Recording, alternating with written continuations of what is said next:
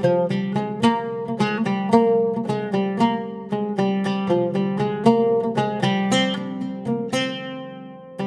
இன்னைக்கு ரொம்ப சத்தான ஆரோக்கியமான லட்டு எப்படி செய்கிறதுன்னு பார்க்க போகிறோம்.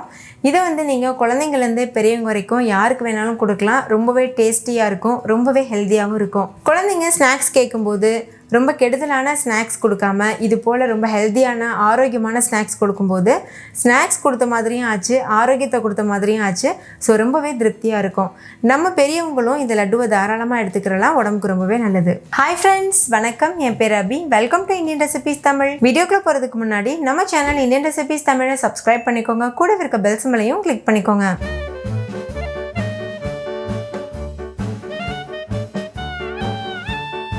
ஃபஸ்ட்டு இந்த ரெசிபி பண்ணுறதுக்கு ஒரு கடாய் சூடுபடுத்திக்கோங்க. அதில் 2.5 கப் அளவுக்கு மக்கானா எடுத்துக்கோங்க, அதாவது தாமரை விதை எடுத்துக்கோங்க. இது எல்லா சூப்பர் மார்க்கெட்ஸ்லேயுமே கிடைக்கும். இதில் எக்கச்சக்கமான ஹெல்த் பெனிஃபிட்ஸ் இருக்குது. இதை வறுக்கும்போது ரொம்ப பொறுமையாக வறுக்கணும். ஸ்டவ்வை லோ ஃப்ளேம்லேயே வச்சுட்டு இதோட கலர் சேஞ்ச் ஆகுறது வரைக்கும் வறுத்துக்கோங்க.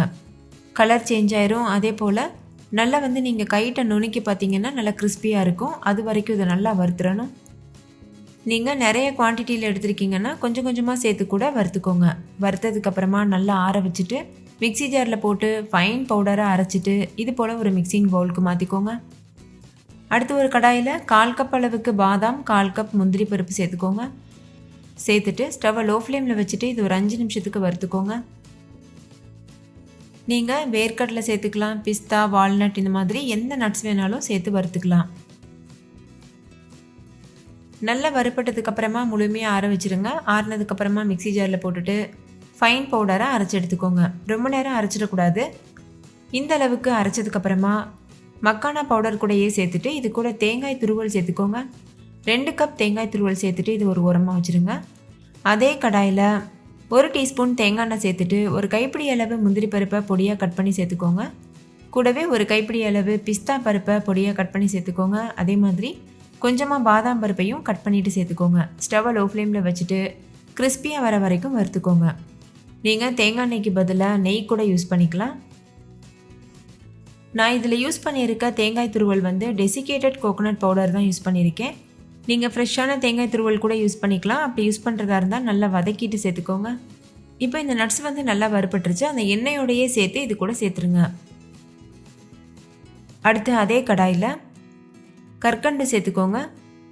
இந்த கற்கண்டில் நூல் இருக்கும் பாருங்கள், இதுதான் வாங்கணும். இதுதான் நல்ல கற்கண்டு. நல்ல ஹெல்த் பெனிஃபிட்ஸும் இதில் நிறையவே இருக்குது. நார்மல் கற்கண்டு சக்கரை போல் கிடையாது. இது எப்படி வாங்கணும்னா நூல் கற்கண்டுன்னு கேட்டு வாங்கணும். பாருங்கள், இந்த மாதிரி இடையிடையில் நூல் இருக்கும். இதுதான் நல்ல கற்கண்டு. ஒருவேளை நீங்கள் கற்கண்டு யூஸ் பண்ண விருப்பப்படலைன்னா வெல்லம் யூஸ் பண்ணிக்கலாம்.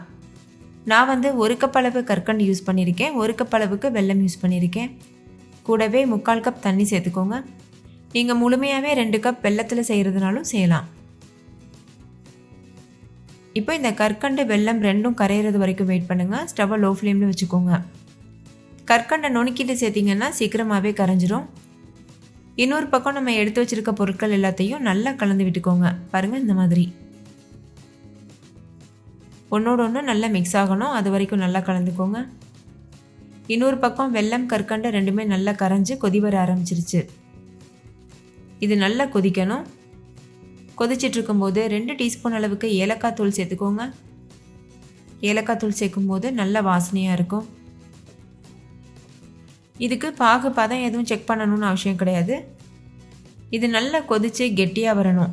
பாருங்கள், இந்த அளவுக்கு நல்லா கொதித்து நொறையாக வருது பாருங்கள். நீங்கள் எடுத்து விடும்போது லேசாக கெட்டியாக தெரியும். நம்மளுக்கே தொட்டு பார்த்திங்கன்னா பிசு பிசுன்னு இருக்கும். அதுதான் கன்சிஸ்டன்சி. இந்த அளவு கன்சிஸ்டன்சி வந்ததுக்கப்புறமா ஸ்டவ் ஆஃப் பண்ணிவிட்டு வடிகட்டிட்டு நம்ம செஞ்சு வச்சுருக்க பவுடர் கூட சேர்த்துக்கோங்க. சூடாக இருக்கும்போது உடனேவே சேர்த்துருங்க. ஆறுனதுக்கப்புறமா பாகு கெட்டியாயிரும்.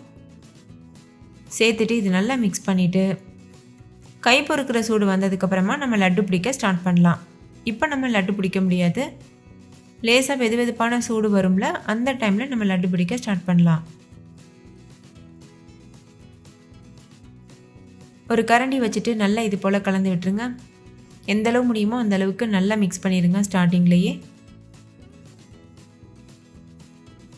இதில் நம்ம கொஞ்சம் கூட நெய் சேர்க்கலை, ஒரு டீஸ்பூன் தேங்காய் எண்ணெய் மட்டும்தான் யூஸ் பண்ணியிருக்கோம்.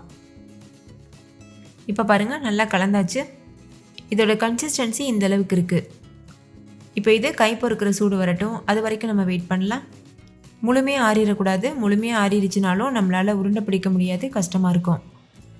அதனால் லேசான சூடு இருக்கும்போதே கையில் கொஞ்சமாக நெய் இல்லைன்னா எண்ணெய் அப்ளை பண்ணிவிட்டு உருட்ட ஆரம்பிச்சிருங்க.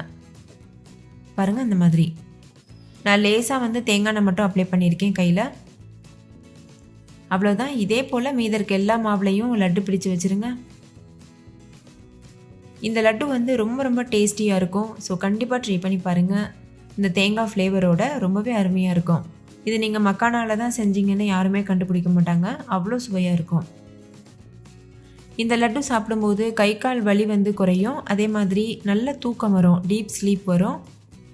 இதில் கால்சியம் சத்து நிறைய இருக்கிறதுனால நம்மளுடைய எலும்புகளுக்கு ரொம்ப ரொம்ப நல்லது. ஸோ இவ்வளோ சத்து நிறைஞ்ச லட்டுவை நீங்கள் கண்டிப்பாக செய்யுங்க, குழந்தைங்களுக்கும் கொடுங்க.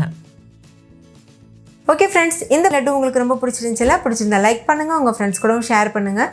நீங்களும் வீட்டில் செஞ்சு பார்த்துட்டு டேஸ்ட் எப்படி இருந்ததுன்னு கமெண்ட்டில் சொல்லுங்கள். தேங்க்யூ, பாய்.